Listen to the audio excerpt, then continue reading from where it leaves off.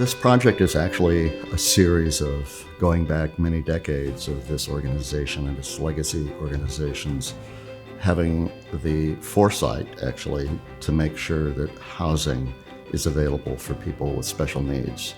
So this is just a path along the way. It's a contribution to a series of already wonderful places, apartment complexes and so forth we currently own and operate. There's a lack of affordable housing. We see it every day with the numbers of people who are living outside, living in their vehicle. We could build 10 more of these buildings and we would make a dent, but there would still be people outside. So there's a huge need. If any of us don't have a place that we can call our own, that feels secure, reliable, ours, that we can be safe, lock the door if that's what we need, it's pretty impossible to feel healthy. This project was an attempt for Scott Edwards and Cascadia to put together some lessons learned from the Garlington Place apartments that we did, as well as try to achieve some new sustainable measures. And due to the site Cascadia had acquired in the Centennial neighborhood, there really was a need and demand for family housing on an affordable level. Homelessness in the Centennial School District is a significant issue. In Centennial, we have over 200 students and their families who qualify as being homeless.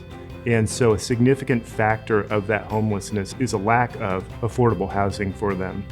This neighborhood is in desperate need of more development, and development that is a considered level of development. It's really an area that we don't have a specific past history of providing a low-income, high-quality housing. So that's very important to us. It takes many people to build a building this size, and Cascadia is the owner-sponsor of this. We've applied for money through the state of Oregon, through the Oregon Housing and Community Services, the Oregon Health Authority. We've gotten tax credit awards. We've hired an organization called the Housing Development Center, which helps us work through all of the regulatory things that need to be done to have the tax credits come to the building. Our architect, Scott Edwards, this is our second project with them, and we were really thrilled with the outcome of our first project. Our general contractor is Colas Construction, and then beyond that, there are lots of different organizations that have a stake in Centennial Place being built and housing who it's going to be housing. It's going to be a beautiful design. There's going to be 71 units there, and we have to demo the existing building, and then you go from there to getting your foundations in place. From there you go to actually framing the structure of the building, drying it out, and then you get all your finishes in there. So it sounds really easy, but there's so many pieces, and to make it all come together, it's a true team effort.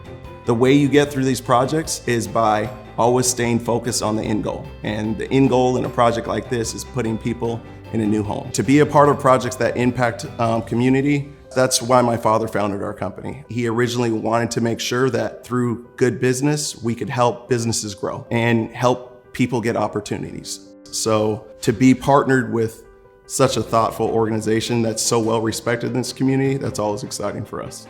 This is a home that elevates the tenant's experience of what home can be and what design can be. At Scott Edwards, we really believe that good design is for everyone. Often in affordable housing, that's not the experience tenants will have. We're trying to elevate the experience, not just from a nice, clean place to live that's safe, but also a place that executes high design, clean, warm interiors, lots of natural light, inviting exteriors. Every elevation of the building is actually addressing a different need. We integrated a flat roof on the more commercial side of the property, and then we implemented a gable roof on the more residential facing side of the property. We have a beautiful cedar that clads a lot of the outside of the building, as well as a painted exterior that blends well with the community. Because the site is so large, we had the opportunity to design a fairly robust courtyard in the middle of the site that would function in such a way as to provide gathering picnic areas for the families to have outdoor events. We also have playground equipment on the courtyard with very robust landscaping that makes the site and the building feel like home.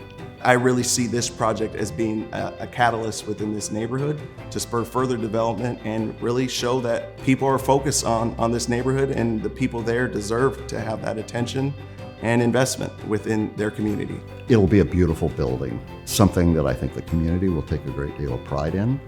The school district that we're involved with is really excited about it. So I think it'll offer the community a sense of a renewal. I hope this is the first of just a new spur of development in our neighborhood. We have a lot of underutilized properties, and we have a lot of needs as a community, and anything that can be done to help support, those gaps in our community is really appreciated. Whenever Cascadia builds a building, at first people are kind of afraid because they think of, oh my gosh, there's all these people with mental illness that are going to be moving in. But what we've actually found is that we become part of the community. We become a stabilizing force in communities because we see people get better. We see people reconnect. We see people make friends. We see people get jobs maybe when they didn't have a job before. We see people move forward and and really make their life be what they want it to be and be in control of it.